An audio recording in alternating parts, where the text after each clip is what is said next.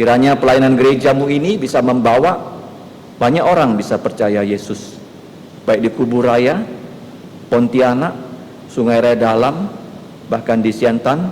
Pakailah gerejamu ini sebelum Tuhan Yesus datang untuk mengabarkan Injil ke segala tempat, supaya lebih banyak gereja-gerejamu dapat didirikan dan manusia yang binasa dapat diselamatkan. Ya Bapa, saat ini kami mau mendengarkan firman-Mu. Setelah itu kami akan menerima roti perjamuan Tuhan Yesus dan cawan. Kiranya kami dibawa lebih dekat kepada Tuhan Yesus melalui perjamuan kudus ini. Dan kami ketika menerima roti dan cawan, kami ingat Yesus berjanji akan datang kedua kali dan menghimpun semua orang percaya dalam perjamuan kudus, bukan di bumi tetapi di surga, sebagai pengantin pria yang menikah dengan pengantin wanita, yaitu gerejanya. Kami mengucap syukur Bapa untuk janji yang suci, janji yang begitu mulia. Ketika kami bertemu Yesus dalam perjamuan kudus itu, kami akan mempunyai tubuh mulia seperti Tuhan Yesus, yang tidak akan menangis, yang tidak akan lapar, tidak akan mati, tidak akan berdosa, selama-lamanya bisa memuliakan Engkau, dan selama-lamanya kami akan hidup dengan Tuhan Yesus. Ya Bapa, sekarang kami serahkan waktu kami untuk mendengarkan firman. Kiranya Roh-Mu yang kudus menolong kami untuk memahami firman-Mu, untuk mengaplikasikan firman-Mu, bahkan memberitakan Injil Tuhan Yesus sampai Ia datang untuk kedua kali. Demikian ya Bapa doa kami, hanya di dalam nama Tuhan Yesus kami berdoa dan berterima kasih. Amin. Silakan duduk.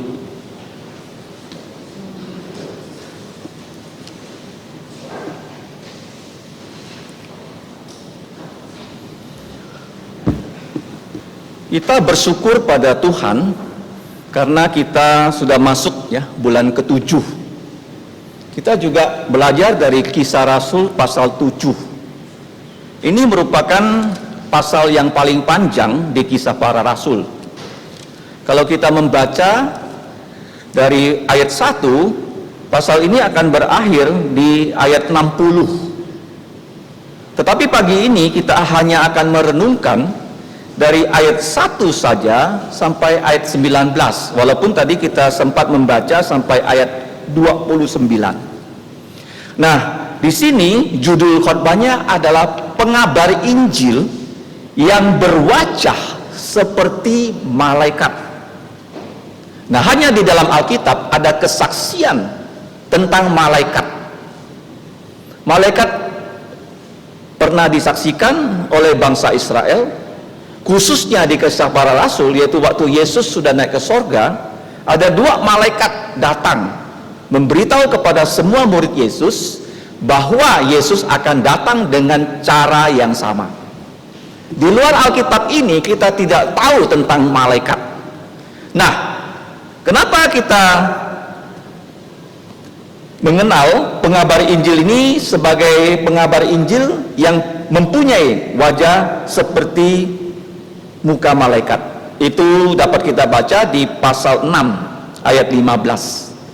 Semua orang yang duduk dalam sidang mahkamah agama itu menatap Stefanus, lalu mereka melihat muka Stefanus seperti muka satu malaikat.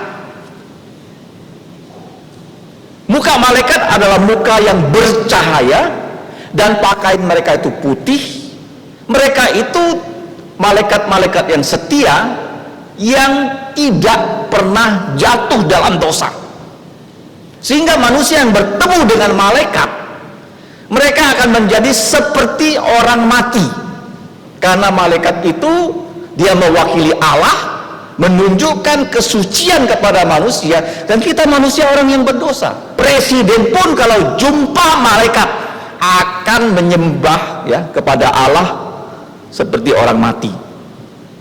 Nah, Stefanus wajahnya itu bercahaya, dan ketika wajahnya bercahaya, dia mengabarkan Injil kepada para pemimpin agama orang Yahudi. Dan kalau kita pelajari dalam Kisah Para Rasul pasal 6, Stefanus itu dipilih dari antara orang percaya menjadi satu dari 7 diaken, 7 majelis yang melayani pembagian makanan kepada janda-janda orang-orang Israel yang tidak bisa berbahasa Israel. Kalau kita baca dalam pasal 6, para pemimpin ya, orang-orang Israel yang tidak bisa berbahasa Israel tapi mereka berbahasa Yunani. Ya, kalau kamu baca dalam pasal yang ke-6, nah di situ ada ayat 9. Beberapa orang dari gereja Yahudi yang disebut ya gereja Libertini, kemudian juga dari Alexandria, Kirene, dan orang-orang Yahudi dari Kilikia. Nah, Kilikia ini daerah asalnya Saulus. Jadi mereka itu orang-orang Yahudi yang tidak bisa lagi berbahasa Ibrani. Mereka berbahasa Yunani. Nah, Stefanus bersaksi kepada mereka. Dan mereka tidak bisa membantah Stefanus. Mengapa? Karena Yesus pernah berkata kepada murid-muridnya, kamu jangan takut. Kalau kamu ditangkap oleh para pemimpin, kamu jangan takut apa yang harus kamu katakan. Pada saat kamu ditangkap, kamu diadili, Roh Kudus akan menggunakan mulut kamu untuk menyampaikan firman Tuhan. Jadi ketika Stefanus dipakai oleh Roh Kudus menyampaikan firman Tuhan, semua yang mendengarkan dia tidak bisa membantah. Akhirnya mereka membawa Stefanus kemana? Ke mahkamah agama untuk diadili. Nah, kita melihat di sini dalam kesaksian Stefanus kepada mahkamah agama, dan di situ dalam ayat 1 juga hadir imam besar. Siapa dia? Kalau kita membaca, imam besar ini orangnya tetap sama yang mengadili Yesus, namanya imam besar Kayafas. Nah, kemudian imam besar Kayafas ini bertanya kepada Stefanus, benarkah demikian tuduhan dari orang-orang yang membawa kamu kepada mahkamah agama? Nah, kita melihat apa yang dijawab oleh Stefanus. Nah, Stefanus itu sudah kita pelajari, arti nama Stefanus adalah mahkota juara. Ya, mahkota yang dikenakan kepada juara pertandingan olahraga. Ya, zamannya itu mahkotanya untuk juara bukan dibuat dari emas, tetapi dari ya tumbuh-tumbuhan yang bisa layu. Itulah Stefanus. Nah, kalau kita membaca dari ayat 1 sampai 60, Stefanus itu memberitakan Injil dengan bersaksi tentang 4 tokoh. Tokoh yang pertama dan kedua akan kita pelajari di pagi hari ini. Kalau Tuhan mengizinkan, minggu depan kita akan belajar 2 tokoh yang berikutnya. Tokoh yang pertama adalah Abraham. Tokoh yang kedua adalah Yusuf. Tokoh yang ketiga adalah Musa. Kemudian jangan lupa, tokoh yang terakhir yang merupakan puncak kesaksian dari Stefanus adalah Yesus. Nah, Stefanus adalah seorang majelis gereja yang mengerti kitab suci. Karena syarat dari majelis gereja, diaken, dia harus orang yang punya kesaksian yang baik di masyarakat. Yang pertama ya, terkenal baik ya, kesaksiannya baik. Yang kedua, dia harus orang yang penuh Roh Kudus dan hikmat. Penuh dengan Roh Kudus artinya dia mengerti firman Tuhan. Jadi Stefanus ketika dia berbicara kepada mahkamah agama, dia menggunakan Alkitab untuk bersaksi. Jadi dia tahu tentang Alkitab, perjanjian lama dengan baik. Dia tidak mulai kesaksiannya dari Habel. Dia tidak mulai kesaksiannya dari Nuh. Ya, tetapi dia mulai kesaksiannya dari Abraham. Kalau kamu lihat di sini, jawab Stefanus, hai saudara-saudara dan bapak-bapak, dengarkanlah. Karena orang yang mendengarkan dia, yang membawa dia ke pengadilan, itu adalah semua pemimpin-pemimpin Israel dari 12 suku. Maka dalam pasal yang ke-7 ini, kata-kata hai saudara-saudara, hai bapak-bapak, itu dia ulang berkali-kali. Dia bukan berbicara kepada bangsa yang tidak bersunat. Dia berbicara kepada orang-orang yang Tuhan sudah pilih sebagai umat pilihan. Nah, dia memulai kata-kata Allah yang mulia telah menampakkan dirinya kepada bapak leluhur kita Abraham. Kenapa dia menyapa Allahnya sebagai yang mulia? Karena wajahnya sedang bercahaya. Dia tahu wajahnya sedang bercahaya. Tidak mungkin orang melihat wajah dia bercahaya, dia sendiri nggak tahu. Kalau kamu melihat di Alkitab, ada beberapa tokoh yang wajahnya bercahaya. Yang pertama adalah Musa. Ketika dia dipanggil naik ke Gunung Sinai selama 40 hari, diberi hukum Taurat, diberi cara-cara membangun kemah tabernakel. Waktu dia turun dari gunung itu, wajahnya itu bersinar, dan dia sampai menutup wajahnya dengan kain. Siapa lagi yang wajah bercahaya dalam Alkitab? Tuhan Yesus. Kamu kalau membaca dalam Matius pasal 17, Tuhan Yesus di atas bukit transfigurasi, dia seluruh tubuhnya berubah menjadi cahaya yang terang, lebih terang daripada matahari, lebih putih daripada benda yang paling putih. Sehingga Petrus, Yakobus, Yohanes melihat Yesus sedang berbicara dengan Musa dan Elia di situ. Dan sekarang Stefanus disebut berwajah seperti malaikat. Lebih tepatnya berwajah seperti Tuhan Yesus. Kamu sudah percaya Yesus? Kamu membaca firman, melakukan firman, lama-kelamaan muka kamu seperti siapa? Tuhan Yesus. Nah, di Amerika ada sebuah ilmu, belajar wajah manusia. Ternyata wajah manusia itu terdiri dari beratus-ratus otot.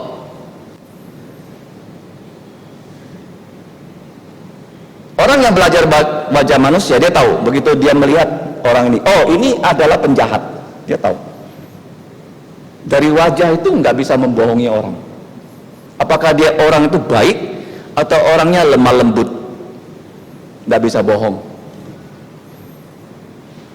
Jadi wajah Stefanus sedang bercahaya karena dia dipakai oleh Roh Kudus. Hidup kita, kalau kita dipakai oleh Tuhan, tentu saja wajah kita akan menjadi wajah yang menyenangkan, bukan wajah yang menjengkelkan. Kalau kita rajin membaca firman, merenungkan firman, itu akan terpancar dari kehidupan kita loh. Ya, misalnya kalau orang marah, kamu tahu wajahnya marah karena mukanya itu hijau. Ya, kamu pernah lihat orang marah mukanya hijau atau merah? Ya kan? Nah, Stefanus ini waktu dia memberitakan Injil, dia bersaksi tentang dua tokoh. Nah, dua tokoh ini akan kita pelajari. Yang pertama tentang Abraham. Nah, dari kehidupan Abraham, yaitu nenek moyang dari orang Israel yang sedang mengadili Stefanus, Stefanus berkata, kamu bisa tinggal di tanah perjanjian ini karena Allah sudah berjanji pada nenek moyang kita. Dan dia di sini berkata bahwa Abraham itu berasal dari Mesopotamia dan menetap di Haran. Setelah itu baru datang ke tanah perjanjian. Kamu tahu nggak, Abraham itu asal usulnya bapaknya Tera itu penyembah berhala. Seperti kita, orang-orang Tionghoa, orang-orang Dayak. Sebelum kita percaya Yesus, nenek moyang kita tuh penyembah berhala loh. Kita yang percaya Yesus baru meninggalkan itu berhala seperti Abraham.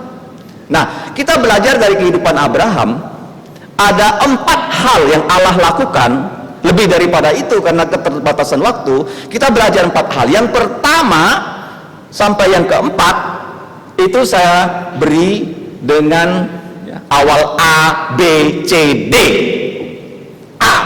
Yang pertama, kalau kita melihat tentang Abraham, itu dari ayat 1 sampai ayat 8. A. Allah mengajak Abraham melakukan rencananya dan kehendaknya. Itu yang pertama. Sekarang juga Allah mengajak kita loh untuk percaya Yesus. Itu yang sering diberitakan di mimbar ini. Sudah belum kamu percaya Yesus? Kalau sudah percaya Yesus, kamu harus beritakan Yesus kepada keluarga yang belum percaya. Itu ajakan dari Allah, tidak pernah berubah.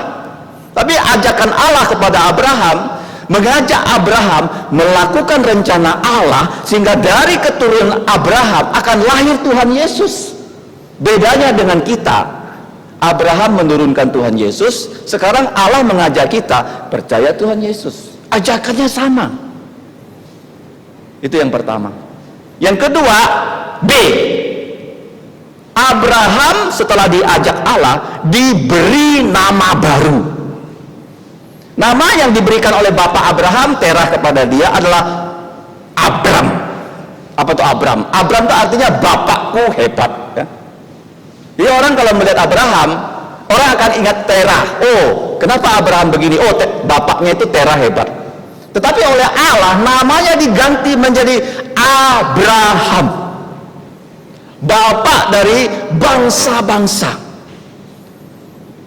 Allah kalau memanggil kita, pasti dia mau menaikkan posisi kita. Dia ingin promosi kita. Contohnya, sebelum kamu percaya Yesus, kita ini adalah siapa? Orang-orang berdosa. Tetapi setelah kita percaya Tuhan Yesus, kita diangkat dari anak-anak Allah. Petrus dan kawan-kawan, waktu mereka dipanggil di Laut Galilea, mereka itu penangkap ikan. Tetapi setelah mereka dipanggil dan mengikut Yesus, Yesus katakan, kamu sekarang bukan lagi menangkap ikan, tapi menjadi penjala manusia. Mana yang lebih baik? Menangkap ikan atau membawa orang percaya Yesus? Tentu saja membawa orang percaya Yesus, karena mendapatkan satu jiwa lebih berharga daripada mendapatkan seluruh dunia. Kamu tahu nggak? Kalau kamu mengabarkan Injil, ada satu orang percaya Yesus, kamu lebih kaya daripada pemilik bank BCA, karena mendapatkan satu jiwa lewat kesaksian kamu. Jadi diberi nama baru yang lebih baik daripada nama yang diberikan oleh bapaknya, Terah. Abram menjadi Abraham. C. Karena Abraham harus melahirkan Yesus, keturunan Abraham diberi ciri khas. Apa ciri khasnya? Kalau kita lihat ya, bangunan di seluruh Indonesia, ada satu bangunan yang punya ciri khas tertentu, di atasnya ada salib, namanya gereja, ya kan? Dan ciri khas keturunan Abraham apa itu? Di dalam gereja ada yang namanya mimbar untuk melayani Tuhan, sehingga dari mimbar ini kita diajak memuji Tuhan, kita diajak memberi persembahan. Dari mimbar ini kita diajak mengikuti perjamuan Tuhan. Dari mimbar ini juga ya, kita diajak untuk mendengarkan firman Tuhan. Ada ciri khasnya. Nah, ciri khas Abraham itu apa keturunannya? Disunat pada hari ke-8. Termasuk Tuhan Yesus disunat pada hari ke-8. Nah, di dunia ini manusia yang disunat hanya ada dua bangsa, bangsa Yahudi dan bangsa Arab. Paham ya? Dua manusia saja. Yang lain-lain ikut mereka. Orang Yahudi disunat pada hari ke-8. Abraham kalau kita membaca, dia disunat pada usia 99 tahun. Gak ada orang yang disunat 99 tahun. Ismail disunat umur belasan tahun, diikuti oleh orang-orang Arab. Tuhan Yesus dan Ishak disunat pada hari ke-8. Dan misteri ini tidak ada orang pernah paham kenapa harus hari ke-8. Saya pernah saksikan 3.500 tahun kemudian ada seorang dokter di Inggris, dia mencari tahu kenapa ya keturunan Abraham itu harus disunat pada hari ke-8. Dia mulai mengambil darah dari bayi yang baru lahir. Nah, sekarang kan sering ya kita mengambil darah kan. untuk tes COVID dan sebagainya. Dulu ya ketemu jarum suntik aja bisa pingsan kita ya. Kalau sekarang ya mau disuntik vaksin dan sebagainya, nggak boleh lagi takut suntik. Kenapa? Ingat ya, kalau kamu disuntik, Yesus dipaku untuk selamatkan kita. Jangan tidak ada di sini yang sehat yang tidak mau divaksin ya. Kecuali kamu ya ada penyakit bawaan, nggak boleh divaksin. Paham ya? Jangan termakan hoax. Waktu kamu disuntik, ingat apa? Yesus dipaku, darahnya menghapus dosa.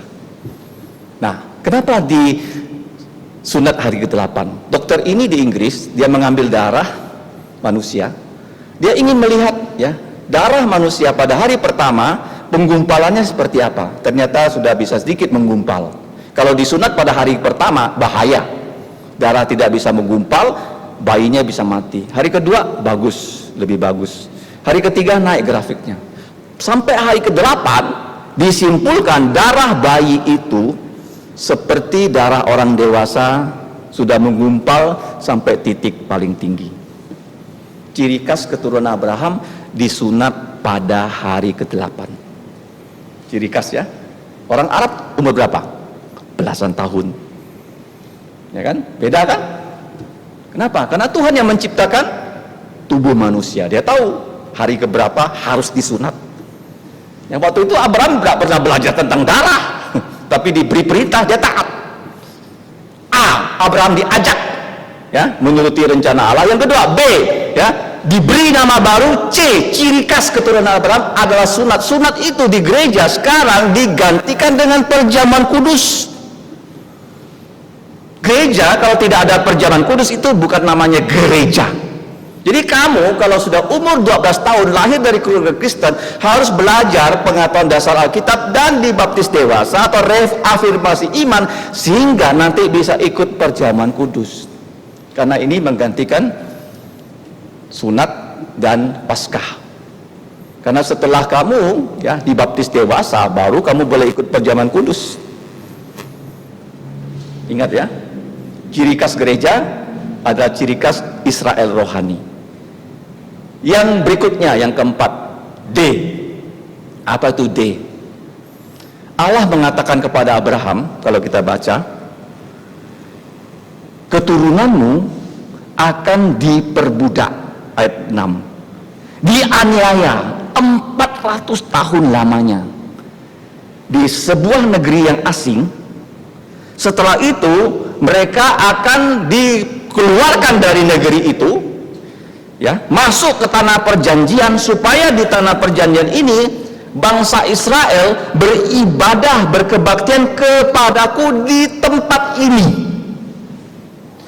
Jadi kita melihat dari sejarah bangsa Israel, nanti akan kita pelajari di kehidupannya Yusuf ya, bagaimana Allah membawa bangsa Israel itu ke Mesir dengan sebuah peristiwa yang luar biasa. Jadi Allah pertama ajak Abraham, beri dia nama baru, ciri khaskan keturunannya. Yang keempat, dijanjikan bahwa ya keturunannya akan menjadi budak selama 400 tahun sehingga mereka nanti dibebaskan di zamannya Musa. Ini perbuatan Allah kepada Abraham. Ada 4 hal. Nah sekarang kita akan belajar bagaimana respon Abraham terhadap apa yang Tuhan pesankan kepada dia. Yang pertama,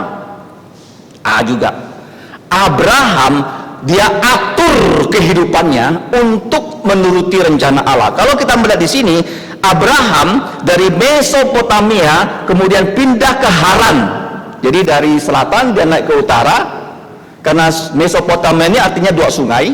Kalau kita melihat peta, di Irak ada 2 sungai, sungai Efrat dan Tigris. Nah dia naik ya dari Mesopotamia, dia naik ke Haran ya bersama orang tuanya Tera, sampai Tera itu mati. Nah baru dia dari Haran dia pindah ke tanah Kanaan. Dikatakan di Alkitab, waktu Abraham disuruh ke tanah Kanaan, dia sama sekali nggak tahu keadaan tanah Kanaan seperti apa, tapi dia percaya firman Tuhan. Ya tidak seperti zaman sekarang ya, kita punya internet. Kalau kita tidak pernah ke Jakarta, kita bisa Google, oh Jakarta begini, ada Monasnya, ada Istana Presidennya, semuanya kelihatan. Zaman dulu nggak ada, tapi dia taat, dia atur ya kehidupannya sampai bapaknya mati. Ini penting loh, orang Kristen itu selalu menghormati orang tua, orang yang lebih tua, selalu dihormati. Sampai bapaknya mati baru dia pergi, meninggalkan kampung halamannya. Abraham waktu dia pergi, dia berkorban loh. Kalau kita pelajari dari ilmu arkeologi, Mesopotamia dan Haran itu daerah yang sudah sangat maju. Abraham, ada orang mengatakan dia tinggal di rumah yang punya 10 kamar. Tapi kalau kita membaca dalam kitab Kejadian, setelah dia sampai di tanah perjanjian, tanah Kanaan, dia tinggal dalam tenda. Ya, kalian pernah berkemah nggak ya, tinggal di tenda ya?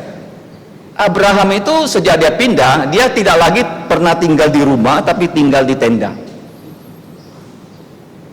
Nah, dia mengatur hidupnya untuk menuruti kehendak Tuhan. Pertanyaan sekarang, kamu mengatur hidup kamu nggak menuruti kehendak Tuhan? Seperti Abraham. Yang kedua, B. Berkat Abraham itu apa ya? Banyak orang menganggap, oh kalau berkat itu sama dengan harta. Ternyata tidak loh. Menurut Alkitab, berkat Tuhan untuk kita adalah keluarga. Abraham diberi istri namanya Sarai, dan istrinya ini juga ya sangat taat pada Abraham. Kalau kamu baca dalam kitab Ibrani, dalam pasal 11 tentang pahlawan-pahlawan iman, bukan hanya Abraham disebut imannya seperti apa, Sarah juga disebut imannya seperti apa. Ya, kalau Abraham ya disuruh berangkat ke tanah asing, istrinya nggak mau ikut, apa yang terjadi? Padahal Abraham dengan istrinya panggilannya itu satu paket, bahwa dari istri Abraham ini akan lahir bangsa-bangsa yang besar. Kita bersyukur ya, Tuhan beri berkat pada Abraham berupa istri yang setia dan percaya dan beriman kepada Allah.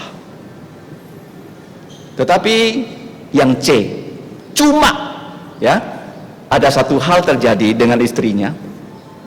Ketika Abraham sudah di tanah perjanjian, ya, waktu Abraham dipanggil itu usianya 75 tahun. Dia sudah masuk ke tanah perjanjian, umurnya sudah 85 tahun, 10 tahun. Abraham itu sudah diberkati luar biasa, dia punya banyak harta benda. Dan kalau kita baca, dia punya 318 ya pegawai. Ya, kalau kita sekarang buka toko ya, punya 318 pegawai, artinya kita sangat kaya, bukan? Dia sangat kaya, bahkan pegawainya itu terlatih untuk berperang menyelamatkan Lot. Dia sudah kaya, banyak harta, banyak pegawai, tapi tak punya keturunan. Nah, Sarah cuma bilang sama Abraham, kita punya budak orang Mesir namanya Hagar, kamu kawini Hagar ya, dari Hagar keluar keturunan, itulah yang akan menjadi ahli waris kita. Tapi apa yang terjadi? Satu kesalahan itu membuat akibatnya itu sampai sekarang. Dari Hagar ini lahirlah orang-orang Arab yang sekarang selalu ya berselisih dengan keturunan Abraham, orang Israel. Jadi kita kalau hidup harus waspada ya. Jangan bilang, oh memang kalau berdosa, dosa kita bisa diampuni, tapi konsekuensi dosa akibatnya bisa panjang ya. Paham? Jadi orang Kristen jangan sembarangan dengan Tuhan. Walaupun darah Yesus bisa menghapus semua dosa kita, kamu bilang, oh nggak apa-apa lah ya, Tuhan Yesus kan akan mengampuni saya. Ngomong kotor ya nggak apa-apa, berjudi juga nggak apa-apa, mabuk juga nggak apa-apa. Nggak boleh, akibatnya itu panjang. Seperti Sarah, dia nggak tanya pada Tuhan, boleh nggak kawinkan Hagar dengan Abraham? Abraham pun nurut ya, laki-laki kan disuruh kawin lagi pasti mau kan. Nah itu sampai keturunan Arab sekarang bermusuhan dengan Israel yang namanya Ismail. D. Apa itu D? Yang berikutnya, daya Abraham dan daya dari istrinya sudah tak ada. Abraham umurnya sudah hampir 100 tahun, Sarah itu umurnya 90 tahun. Mereka itu sudah dikatakan Alkitab, ya, Sarah itu tidak datang haid lagi, Abraham itu sudah disebut mati pucuk. Tuhan lakukan mujizat, dan Tuhan bilang sama Abraham dan Sarah, nama kamu bukan lagi Sarai, ganti jadi Sarah. Nama kamu bukan Abram tapi Abraham. Tapi kamu harus disunat Abraham, dan perjanjian ini namanya perjanjian sunat, dan semua orang yang lahir di rumah kamu, baik itu ya pegawai kamu, budak kamu, pada hari ke-8 harus disunat. Dan tahun depan Yesus bilang sama Abraham, aku datang lagi bertemu dengan kamu, kamu sudah akan punya anak laki-laki. Orang umur 100, istrinya 90 tahun, dibilang akan punya anak laki-laki. Percaya enggak? Sarah itu nggak percaya, dia tertawa seperti lelucon. Akhirnya Tuhan Yesus bilang sama Abraham, nama putramu nanti jadi Ishak. Ishak artinya ketawa, ya kalau bahasa Indonesia masak gitu loh. Tidak ada daya. Kita juga begitu ya dalam hidup ini ya, merasa tidak ada daya, Tuhan turun tangan. Kamu jangan khawatir kalau kita tidak berdaya. Tuhan kita tuh maha kuasa. Dia berjanji sampai waktunya dia akan tepati. Yang berikutnya, ya. Elok sekali kesaksian Abraham. Apa yang paling elok dari kesaksian Abraham? Kalau kita baca dalam kitab Kejadian pasal 22, waktu Ishak itu usianya sudah remaja, Tuhan bilang sama Abraham, putra tunggalmu Ishak yang kamu sayangi, kamu bawa ke Bukit Moria, kamu sembelih dia, kamu bakar dia sebagai korban bakaran. Ini seperti geledek di siang hari bolong. Tuhan kan berjanji lewat Ishak ini akan lahir ya bangsa yang besar. Loh, tiba-tiba saya disuruh ya menyembelih Ishak, membakar Ishak. Kalau Abraham disuruh menyembelih binatang korban itu biasa. Apakah dia ragu-ragu kepada perintah Tuhan? Ternyata tidak loh. Kalau kamu baca dalam kitab Kejadian pasal 22, di situ banyak kata dan Abraham bangun pagi-pagi, dan Abraham mengambil ini, mengambil itu, dan. Artinya dia rela, nggak pernah dia bilang sama Tuhan, perintah kamu Tuhan salah, nggak. Dia rela loh. Dia lakukan sampai dia berjalan 3 hari, sampai di kaki gunung Moria. 2 budaknya bilang sama Abraham, mereka berdua tinggal di situ. Ishak yang dibawa naik, dan Abraham bilang sama mereka, 2 budakku kamu jaga di kaki gunung ini sampai kami berdua sudah berkebaktian di atas gunung, dan kami berdua akan balik. Wah, kok bisa begitu? Dia percaya Tuhan yang memerintahkan dia menyembelih Ishak, membakar Ishak, bisa membangkitkan Ishak yang mati. Nah itulah iman orang Kristen. Ada kebangkitan dari antara orang mati. Kalau kamu percaya Yesus, kamu percaya dia sudah bangkit dari kematian, itulah kamu sudah punya iman. Kalau kamu belum percaya Yesus sudah bangkit, kamu belum punya iman. Itulah elok sekali imannya Abraham, dan itu menjadi panggilan yang sangat-sangat unik di Alkitab. Alkitab itu memberi Abraham satu gelar, sahabatnya Allah. Ya, dalam surat Yakobus 2 ayat 23. Dia sama sekali tidak ragu-ragu kepada Tuhan, bahwa Tuhan bisa membangkitkan Ishak sekalipun telah dikorbankan. Itu elok kesaksian Abraham. Sekarang pertanyaannya, Kita yang percaya Yesus, elok nggak kesaksian kita? Apakah perintah Tuhan kamu jalankan? Apakah kamu setiap hari setia membaca firman Tuhan? Yang terakhir, F, family, dari putranya dengan cucu-cucunya itu dia saksikan. Bukan hanya dia saksikan loh, bahkan dikatakan oleh Alkitab dia sampai bersekutu dengan dua cucu kembarnya, yaitu Esau dan Yakob, di dalam tenda setelah istrinya Sarah sudah mati. Abraham itu hidup sampai 175 tahun. Jadi waktu dia mati, usia putra tunggalnya Ishak sudah 75 tahun, dan Ishak waktu dia punya dua putra kembar, Esau dan Yakob, usianya 60 tahun. Jadi waktu Abraham mati, Yakob itu yang kita baca di dalam ayat yang ke-8, lalu Allah memberikan kepadanya perjanjian sudat, demikianlah Abraham memputrakan Ishak, lalu menyunatkan Ishak pada hari ke-8, dan Ishak pun memputrakan Yakob, dan Yakob memputrakan ke-12 suku bangsa Israel.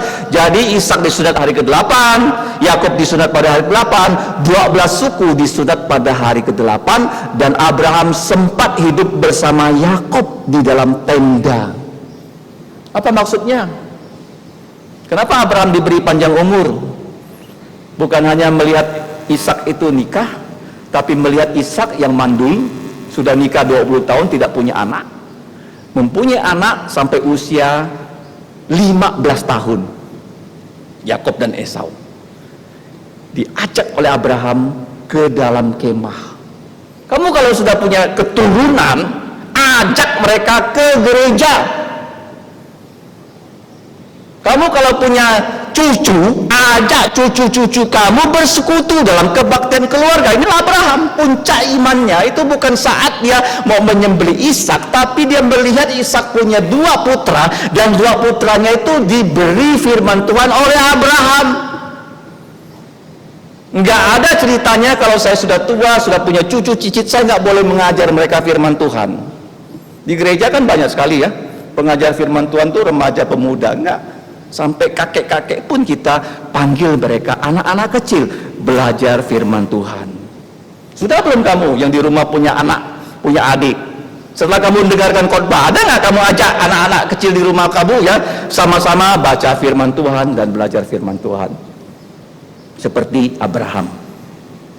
Contohlah Abraham, atur hidupnya mengikuti Yesus, punya istri yang percaya, punya suami yang percaya. Jangan sampai kamu sudah percaya menikah dengan orang penyembah berhala.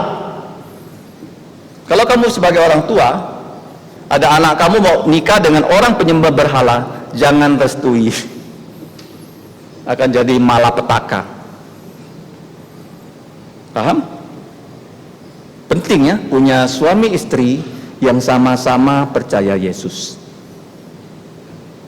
Alkitab sudah berkata, jangan punya pasangan yang tidak seimbang. C, cuma satu kesalahan, akibatnya sampai sekarang. Nah, jangan sembarangan ya melawan firman Tuhan. Dia hanya menikah dengan budaknya, akhirnya lahir dari budaknya ini bangsa-bangsa Arab. Sampai sekarang ya orang Arab ini sama-sama keturunan Abraham tidak pernah akur dengan Israel. D, daya kita sudah tidak ada. Tidak apa-apa. Kamu kalau merasa tak mampu, kamu merasa diri kamu miskin, tidak punya apa-apa, tetapi pada saat kita tidak berdaya, Tuhan turun tangan. Abraham itu sudah 100 tahun, sudah mati pucuk, dan Sarah itu sudah mati haid. Tuhan buat mujizat, mereka punya putra yang namanya Ketawa. E, elok iman Abraham. D, F, family dari putranya, cucunya, diajak sama-sama untuk tahu akan firman Tuhan. Sudah tentang Abraham ya, ada 10 hal ya, 4 hal yang Tuhan lakukan dan 6 hal ya teladan dan apa yang tidak boleh kita tiru dari Abraham. Sekarang kalau kita membaca dari ayat 9 sampai ayat 19, ada seorang yang bernama Yusuf. Kenapa Yusuf ya? Karena Allah berjanji kepada Abraham, dari keturunanmu segala bangsa akan diberkati. Nah, bagaimana caranya? Yusuf, kalau kita lihat, ada 5 hal yang hidupnya bisa kita pelajari. Dan hidupnya Yusuf itu mirip dengan hidupnya Yesus. Miripnya bagaimana? Yang pertama, Yusuf dicintai bapaknya Yakub. Yesus dicintai oleh Allah Bapa. Waktu Yesus dibaptis, Allah Bapa bersuara, inilah putraku yang kukasihi, kepadanya aku berkenan, dengarkanlah dia. Sama, Yesus dicintai Bapa, Yusuf dicintai oleh Yakub. Nah, kenapa Yakub sangat cinta sama Yusuf? Kenapa Bapak sangat cinta sama Yesus? Karena Yusuf itu anak yang taat. Sedangkan ya saudara-saudaranya, abang-abangnya yang 10 orang itu hidupnya tidak taat kepada firman Tuhan, melakukan kejahatan, sehingga kejahatan mereka itu ya diketahui oleh Yusuf. Yusuf itu lapor kepada bapaknya, abang-abangku ini jahat. Yang kedua, Yusuf dibenci oleh abang-abangnya. Yesus pun dibenci oleh siapa? Pemimpin TAI. Pemimpin TAI berdosa. Mereka mengotori halaman bait Allah dengan berjualan, merampok orang yang datang kepada bait Allah, dan Yesus usir mereka, dan mereka benci sekali sama Yesus. Seperti 10 ya abang Yusuf benci sama Yusuf. Yesus dibenci oleh pemimpin agama Yahudi, tua-tua, ahli Taurat, imam-imam kepala. Yang ketiga, Yusuf dipenjara, dijual sebagai budak. Ya, dari umur belasan tahun sampai umur 30 tahun. Jadi dia belasan tahun menderita di Mesir sebagai budak.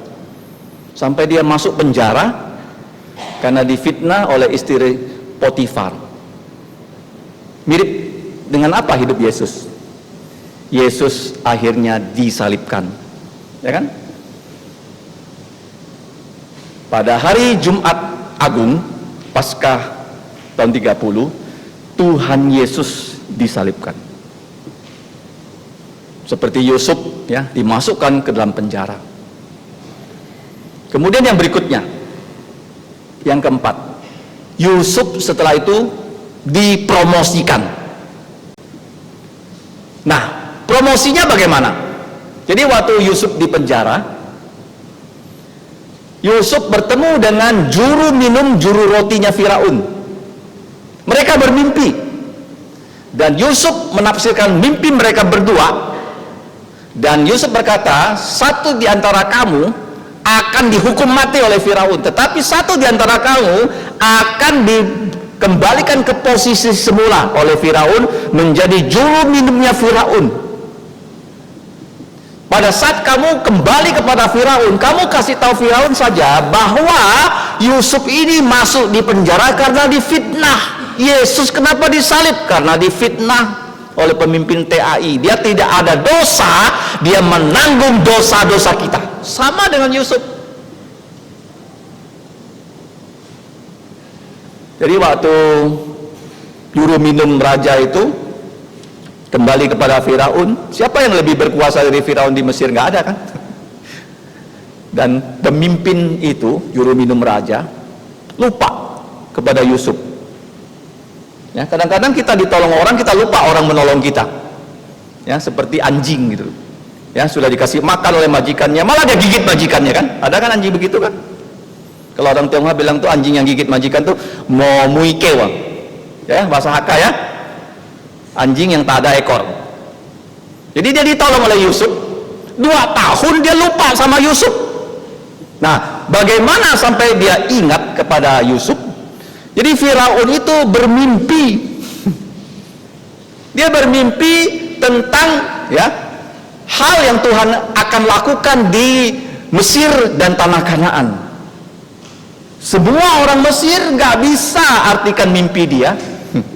Baru pada saat problem itu terjadi di istana, juru minum itu bilang sama Firaun, aku pernah ketemu dengan seorang di dalam penjara. dia menafsirkan mimpi saya dan mimpi kawan saya persis. Juru roti mati, engkau hukum, saya juru minum kembali lagi bertugas sebagai juru minum. Akhirnya Yusuf dikeluarkan dari penjara, menjelaskan arti mimpi kepada Firaun. Itu bukan sembarang mimpi loh. Itu adalah rencana Tuhan untuk daerah itu kepada Firaun. Jadi Tuhan berbicara pada Firaun, tapi artinya dia akan jelaskan lewat Yusuf. Mimpinya adalah 7 tahun masa subur di Mesir. Panennya begitu luar biasa di Mesir. Setelah 7 tahun itu kelaparan. Dia bilang sama Firaun begitu. Setelah dia bilang pada Firaun begitu, Yusuf bilang, tunjuk satu orang menjadi penguasa untuk melakukan tugas menghandle situasi seperti ini. Ya, dia nggak hanya bilang arti mimpi, dia bilang tunjuk satu orang. Nah, kira-kira Firaun punya pikiran siapa yang bisa menangani? Dia tunjuk Yusuf. Kamu mulai hari ini jadi orang yang hanya di bawah aku. Tidak ada di Mesir ini orang yang di atas kamu. Seperti Yesus. Yesus disalibkan, pada hari ketiga dia bangkit dari kematian. Sama dengan Yusuf. Kenapa Yusuf diangkat jadi Perdana Menteri? Karena dia akan melakukan pengumpulan semua panen selama 7 tahun. Tetapi setelah 7 tahun dia bisa keluarkan panenannya itu untuk Mesir dan Kanaan yang kelaparan. Jadi waktu kelaparan di sini kalau kita baca, Yakub mendengarkan ada makanan di Mesir. Dia kirim abang-abang Yusuf membeli makanan di situ dan mereka pulang. Mereka tidak tahu itu Yusuf yang mereka jual, yang mereka telah hampir bunuh. Baru kedua kali makanannya habis, Yakub bilang kamu harus ke sana.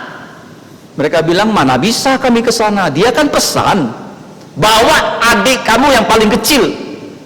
Padahal Yakub paling senang sama adik Yusuf yang satu-satunya, Benyamin, yang lahir dari satu ibu, karena Yusuf sudah dianggap mati oleh Yakub loh.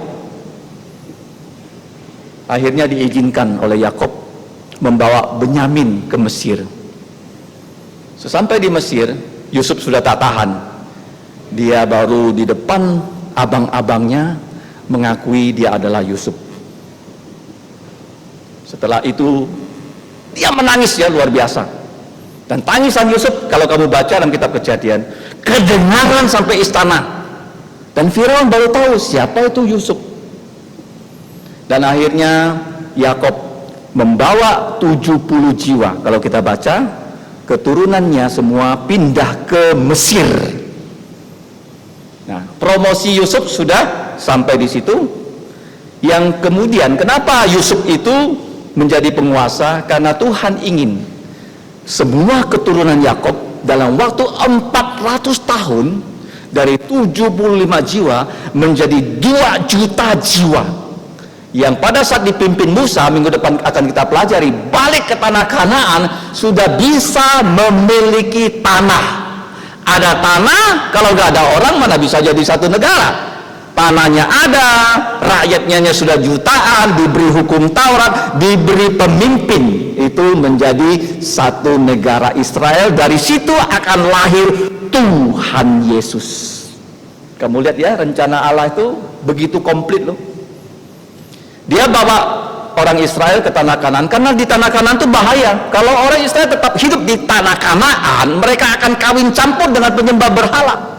Tetapi waktu dibawa ke Mesir, orang Mesir itu melihat orang Israel sebagai orang hina. Kenapa? Karena orang Israel kerjanya sebagai gembala, peternak. Orang Israel itu tidak menikah campur dengan orang Mesir, sehingga dalam waktu 40 tahun 75 jiwa menjadi 2 juta manusia. Karena mereka harus kembali ke tanah perjanjian. Dari situlah kalau kita baca selama 1500 tahun dari zaman Musa sampai Tuhan Yesus. Tuhan Yesus lahir dari anak darah Maria. Jadi yang terakhir sebelum Yusuf mati, kalau kita buka, mari kita buka Kejadian pasal 50 ayat yang ke-25. Lalu Yusuf menyuruh anak-anak Israel bersumpah, katanya, tentu Allah akan memperhatikan kamu.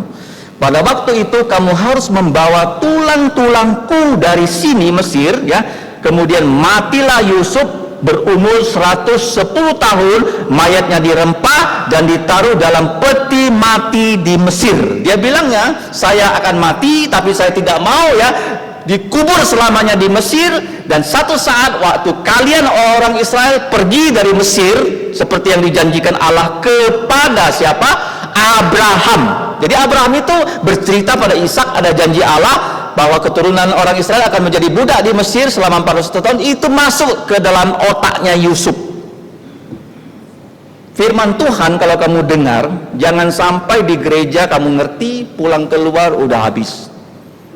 Yusuf itu ingat firman Tuhan yang disampaikan oleh siapa?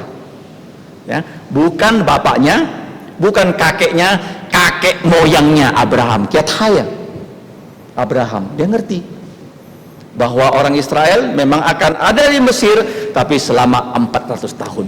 Satu hari Yusuf akan tulangnya dibawa. Mari kita lihat ya, dalam kitab Yosua. Perintah ini sampai ke Musa. Musa tidak boleh masuk ke tanah perjanjian, dan Musa berpesan pada Yosua, dan Yosua melaksanakannya dengan baik. Yosua pasal terakhir ayat 32. Tulang-tulang Yusuf yang dibawa orang Israel dari Mesir dikuburkan mereka di Sikem, di tanah milik yang dibeli Yakub dengan harga 100 kesita dari putra-putra Hermon, bapak Sikem, dan yang ditentukan untuk Bani Yusuf menjadi milik pusaka mereka. Ini daerah Sikem. Kalau kamu baca waktu Yesus melayani perempuan Samaria dalam Injil Yohanes pasal 4, itulah daerahnya. Tulang Yusuf dikubur di situ. Nah, sekarang apa miripnya hidup yang satu ini dari Yusuf dengan Tuhan Yesus? Tuhan Yesus sebelum dia mati, dia memberikan perjamuan kudus. Lakukanlah perjamuan kudus ini sesering mungkin. Ya. Gereja mula-mula setiap hari Minggu mereka berperjamuan kudus. Yang kedua, sebelum Yesus naik ke sorga, apa pesan Yesus? Segala kuasa sudah ada di tanganku. Mari kita baca ya sebagai ayat penutup. Injil Matius pasal terakhir ayat 18 sampai ayat 20. Ayat-ayat ini harus kita hafal ya di luar kepala. Yesus mendekati mereka dan berkata, kepadaku telah diberikan segala kuasa di sorga dan di bumi, karena itu pergilah, jadikanlah segala bangsa muridku dan baptislah mereka dalam nama Bapa dan Putra dan Roh Kudus, dan ajarlah mereka melakukan segala sesuatu yang telah kuperintahkan kepadamu, dan ketahuilah aku menyertai kamu senantiasa sampai kepada akhir zaman. Amin. Yusuf berpesan kepada orang Israel beberapa ratus tahun yang lalu, dan orang Israel melakukannya persis seperti yang Yusuf katakan. Kenapa Yusuf berpesan begitu? Karena pesan ini adalah pesannya Tuhan. Beratus-ratus tahun tetap bisa dilaksanakan. Sekarang Yesus sudah berpesan kepada para rasul, orang percaya, kabarkan Injil ke seluruh bumi. Dan Yesus sekarang sudah naik ke surga berapa lama? 1991 tahun. Adakah perintah itu bisa dijalankan? Bisa. Pertanyaannya, adakah kita di sini mau menjalankan perintah itu? Kalau kita mau jalankan, pasti bisa dijalankan. Pesan ini tidak boleh tidak diteruskan. Saya dan begitu banyak pemimpin di gereja ini sekarang bisa saja mati. Tapi kalau kalian tidak dilatih mengabarkan Injil, kami ini ya, pada satu saat mati, siapa yang teruskan pemberitakan Injil? Pesan itu nggak bisa terus. Jadi Yusuf berpesan, generasi ini terima, dilakukan. Nah, Injil itu apa? Injil itu 4 buku ya. Matius, Markus, Lukas, Yohanes. Ingat ya? Injil itu 4 poin. Makanya bulan Juli nanti ya, saya berharap kita semua di sini bisa ikut pelatihan pengabaran Injil. Apa itu 4 poin Injil?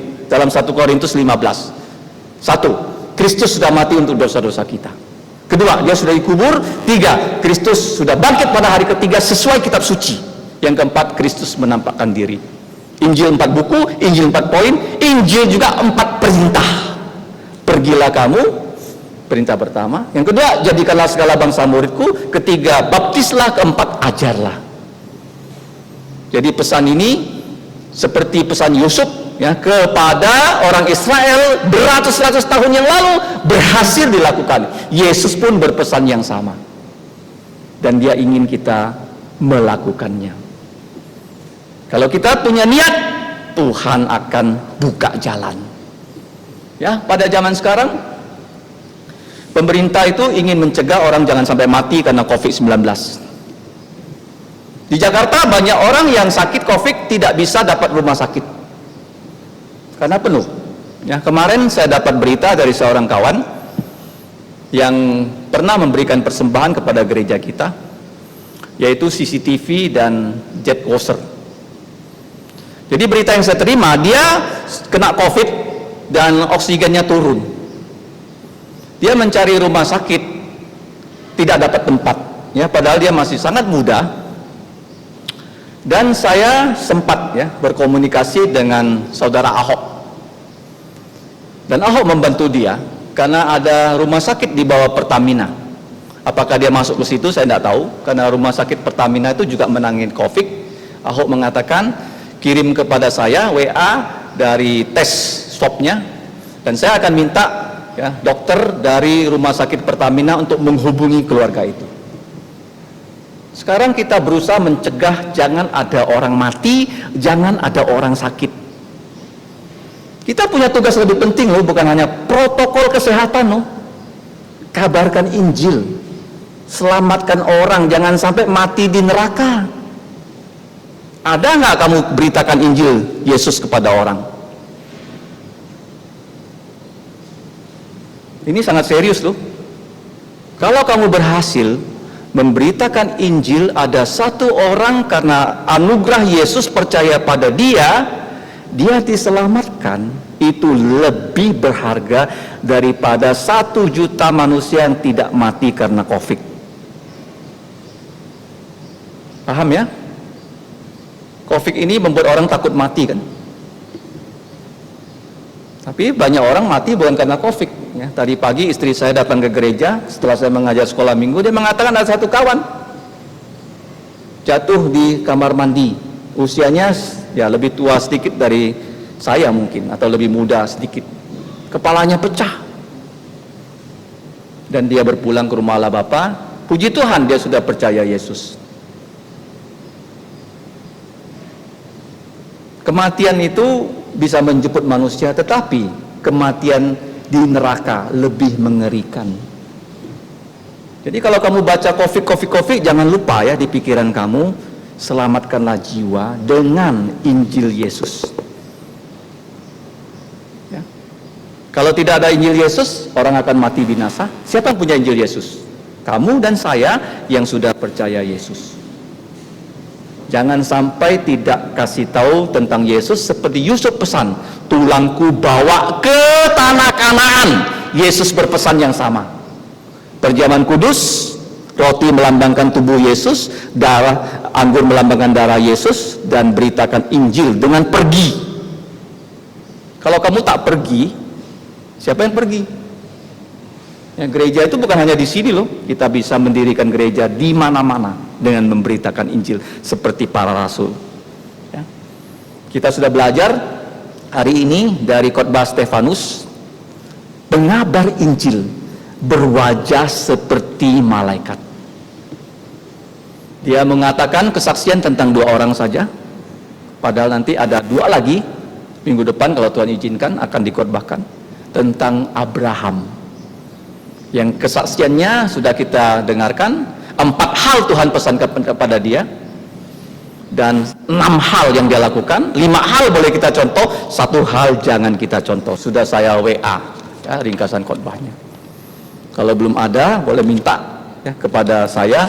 Nomor WA saya ada di sini, ya, di buletin gereja. Kemudian Yusuf, kenapa Yusuf? Karena Allah berkata keturunan Abraham akan sangat terkenal. Ya, keturunan yang paling terkenal di dunia ini Yusuf, karena dia jadi perdana menteri di negara Mesir, ya kan? Seperti Daniel ya, menjadi perdana menteri di negara Babel. Ya misalnya saya ya, Peter Yoksan, nanti jadi perdana menteri di Amerika, di Singapura gitu loh. Terkenal kan? Orang Indonesia jadi perdana menteri di Singapura. Ya, Yusuf juga begitu, Daniel juga begitu. Kenapa begitu? Karena keturunan Abraham.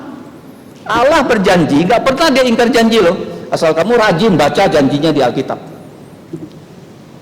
Yusuf kesaksiannya mirip dengan Yesus.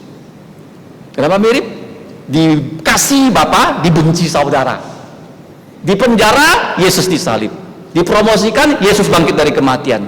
Yang terakhir, pesan Yesus yang Yusuf yang sudah beratus-ratus tahun dilakukan. Pesan Yesus mengabarkan Injil sudah ribuan tahun bisa juga dilakukan.